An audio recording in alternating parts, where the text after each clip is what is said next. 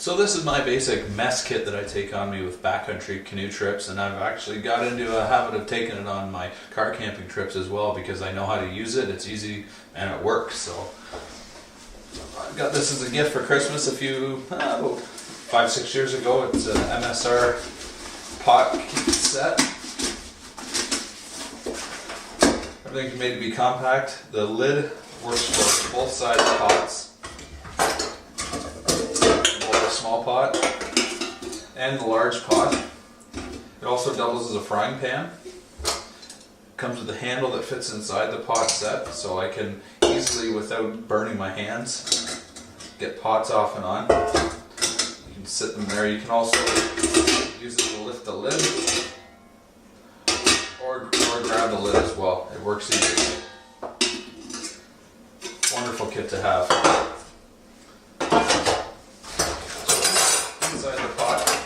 I keep my utensils and a wooden flipper that I've made so that it actually fits in there. If I ever want to fry up fish, or if I'm cooking pancakes or scrambled eggs or something, I can use that. Now another beautiful piece of equipment that MSR has made. This is there's many different stoves out in the marketplace you can get. I originally started out with a propane stove that's just small single burner stove. It works really well for car camping. It's very heavy. The propane canisters aren't very environmentally friendly because you can't recycle them. You have to basically throw them away. They've got a lot of recycling programs now that will take them, but they're very heavy to bring into the backcountry and cumbersome to take with you. There's also sterno style burners. They're based on an alcohol system. They're very small, lightweight. They work quite well.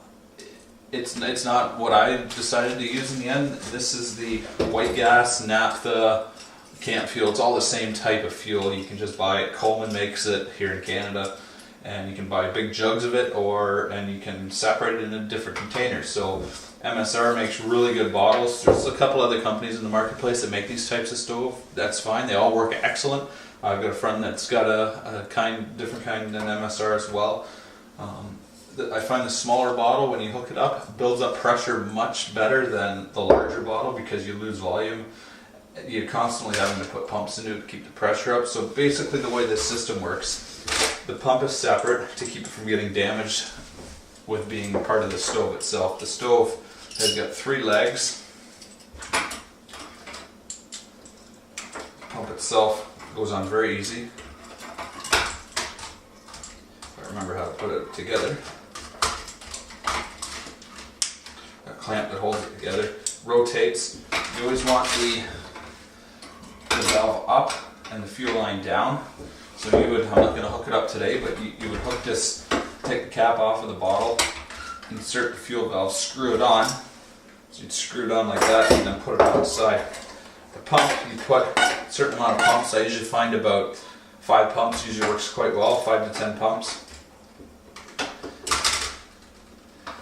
So basically you're taking a liquid fuel, the pressure builds up and blows it out as a vapor, and as it vaporizes from the bottom, you ignite with a sparker and it actually sparks up and starts the flame going. These things you have to prime, so they've got a priming cup on the bottom, so you would actually, the fuel control valves here, you would open the fuel control valve just a little bit until fuel just starts coming out. Shut it off, very important to do that, and you would go down and spark and light the priming cup. Now the way this works is the fuel line itself actually goes up and is preheated up top, comes back down and then shoots. It builds pressure because it's preheated, and it burns it's a noisy flame, but it burns very, very hot so that you can boil water very quickly or get any other things cooked quite quickly. A lot of people have complained that because it burns so hot, they've had problems where they just burn stuff and they don't have any flame control. You can somewhat control the fuel pressure a little bit. That's very true that you don't have flame control. But I found a little trick that works well. You shut the fuel off after you've preheated the actual flame itself and the line. You would the priming cup heats up, the priming line, once about the time that the flame starts dwindling down, you would open the valve again, it ignites itself, and you get almost like a jet flame to it. You let it run for a little bit, make sure it's nice and warm, shut it off, shut the fuel valve off, unhook the actual fuel tank, make sure your flame's out so that when you unhook your fuel tank you don't ignite the fuel. Put it back together, put maybe 2 pumps into it, just a little bit of pressure, and because your fuel line's preheated already, open the line and now there's only a little bit of pressure in it, and you can spark it up and it'll actually have a low flame, so you can simmer any kind of food, or if you're cooking up eggs or anything you need a lower temperature for, this thing will do it. If you need to increase your temperature because say you didn't put enough pumps into it and it's just barely simmering, just put 1 or 2 pumps into it until you get the flame you desire. You don't always need to go full bore. So out in the open like this thing isn't very good in the wind all by itself. But what it does have is a heat reflector, which helps it run more efficiently because it literally reflects the heat back up onto the pod, and a windscreen. It's got a little notch cut out so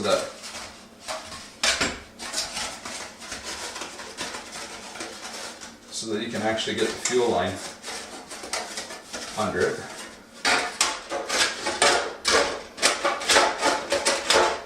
So very important too when you're doing this, it does put out a lot of heat. You almost always have to use the windscreen, because when you've got your tank on here, it will actually heat up this tank quite a bit, and that may cause you problems. You don't want to heat up the tank.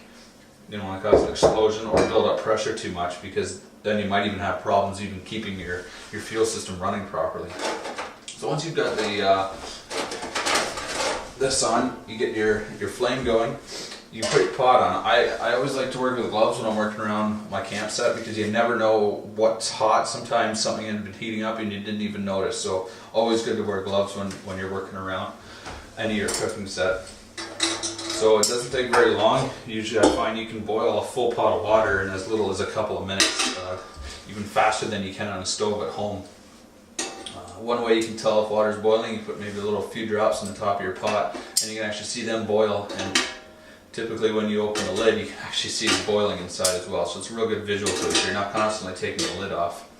My camp kit I've modified a little bit. I put a handle on top so that if we do have, say, a grill, or if I want to set up a stick to actually hold this pot over top of the fire, if I'm just doing if I'm cooking 2 different pots, I can use this pot over top of my stove and go ahead and put this on the fire and easily be able to take it on and off the fire.